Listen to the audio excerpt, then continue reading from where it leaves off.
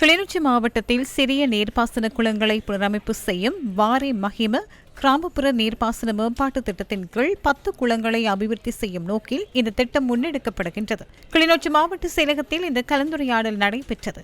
குறித்த கலந்துரையாடலில் கிளிநொச்சி மாவட்ட நீர்ப்பாசன திணைக்கள பணிப்பாளர், கிளிநொச்சி மாவட்ட செயலாளர், திட்ட பதில் முகாமையாளர், விவசாயம், கால்நடை வளங்கள், காணி மற்றும் நீர்ப்பாசன அமைச்சின் உத்தியோகத்தர்கள் உள்ளிட்ட பலரும் பங்கேற்றிருந்தனர்.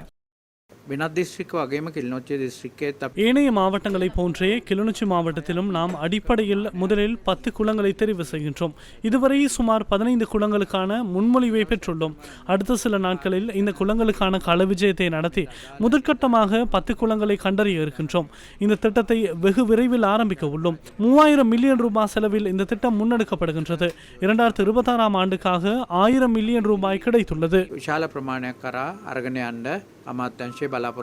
பூனகிரி, பளை, கரச்சி, கண்டாவளை பிரதேச செயல பிரிவிலே நீர்ப்பாசனம் மற்றும் கமநல அபிவிருத்தி திணைக்களங்களைச் சேர்ந்த 10 குளங்கள் அடையாளம் காணப்பட்டு வருகின்ற 2 நாட்களுக்குள்ளே அந்த குளங்களுக்கான கள விஜயம் மேற்கொள்ளப்பட்டு அவை சரி என்றால் வருகின்ற கிழமை அதை இறுதி முடிவெடுத்து விரைவிலே அதற்கான மதிப்பீடுகளை செய்து வருகின்ற மழைக்காலம் ஆரம்பிப்பதற்கு முன்னர் அந்த குளங்களை புனரமைப்பு செய்வதற்கான ஏற்பாடுகள் மேற்கொள்ளப்பட இருக்கின்றன.